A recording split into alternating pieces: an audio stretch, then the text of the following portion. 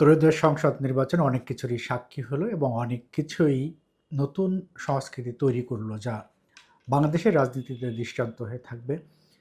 যেটি জুলাই গণঅভ্যুত্থানের পর যে পট পরিবর্তন, সেই পট পরিবর্তনের ধারাবাহিকতায় সবশেষ যে নির্বাচনটাই হলো, সেই নির্বাচনটি একটি মাইলফলক। সেটি যেমন আপামর মানুষের মাঝে এক ধরনের বড় ধরনের প্রভাব ফেলেছে এবং তার ফলাফলও লক্ষ্য করা গেছে যে জাতীয়তাবাদী দলের পক্ষেই গেছে সবচেয়ে বড় অংশ। সেই প্রেক্ষাপটে জাতীয়তাবাদী দল বিএনপি সরকার গঠন করতে যাচ্ছে।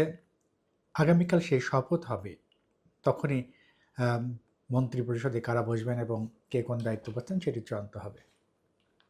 তবে নতুন সংস্কৃতি হচ্ছে যে বিএনপির চেয়ারম্যান তারেক রহমান রাজনৈতিক দলগুলোর নেতাদের বাড়িতে বাড়িতে যেয়ে সৌহার্দ্য বিনিময় করছেন।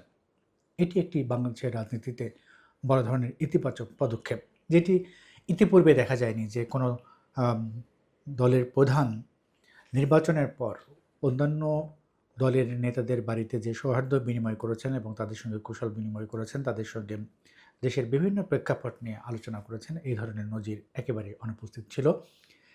সেই নতুন যাত্রা শুরু করলেন তারেক রহমান। তিনি যে ধারাবাহিকতা শুরু করলেন, এই সৌহার্দ্য আমরা ভবিষ্যতের বাংলাদেশেও দেখতে চাই এবং রাজনীতিতেও দেখতে চাই। সৌহার্দ্য, কোনো ধরনের জ্বালাও পোড়াও, ভাঙচুর, মব, এই ধরনের সংস্কৃতি একেবারেই সভ্য সমাজের সঙ্গে সাংঘর্ষিক, এটা যায় না। সেইটিও হয়তো বাংলাদেশ থেকে দূর হবে, আমরা সেই প্রত্যাশা করছি। শুভযাত্রা হচ্ছে বিএনপির, এবং বিএনপি চেয়ারম্যান অনেক ডাইনামিক পদক্ষেপ নিয়ে রাজনৈতিক জনসভাগুলো করেছেন এবং আমরা সেটা দেখেছি, সেখানে ভিন্নতার ছবি দেখেছি। এখন নির্বাচন পরবর্তী সময়ে তিনি যে সৌহার্দ্যের বাণী নিয়ে সম্প্রীতির মেলবন্ধন গড়ে তুলতে সব ভিন্ন মতের রাজনৈতিক দলগুলোর সঙ্গে, দলের প্রধানদের সঙ্গে যে আলোচনা করছেন, তাদের সঙ্গে মত বিনিময় করছেন, সৌহার্দ্য বিনিময় করছেন, এগুলো একটি দৃষ্টান্তমূলক হয়ে থাকবে। এই নজির বাংলাদেশের রাজনীতিতে খুবই প্রয়োজন, কারণ আমরা বিভেদের রাজনীতি এবং প্রতিহিংসার রাজনীতি আমরা দেখেছি, জেল জুলুমের রাজনীতি আমরা দেখেছি। রাজনীতি মানেই এক ধরনের ধরেই নেওয়া হয় যে জেল জুলুম এবং বিজিত এবং বিজয়ী দুই দলই, দুটি পক্ষই একে অপরের শত্রুভাবাপন্ন, এবং কিভাবে অন্যদেরকে শায়েস্তা করা যায় এবং তাদেরকে মৌলিক অধিকার থেকে বঞ্চিত করা যায়, সেই নজির ইতিপূর্বে আমরা দেখে এসেছি। প্রতিটি সরকার তরফ থেকে সেগুলো ছিল।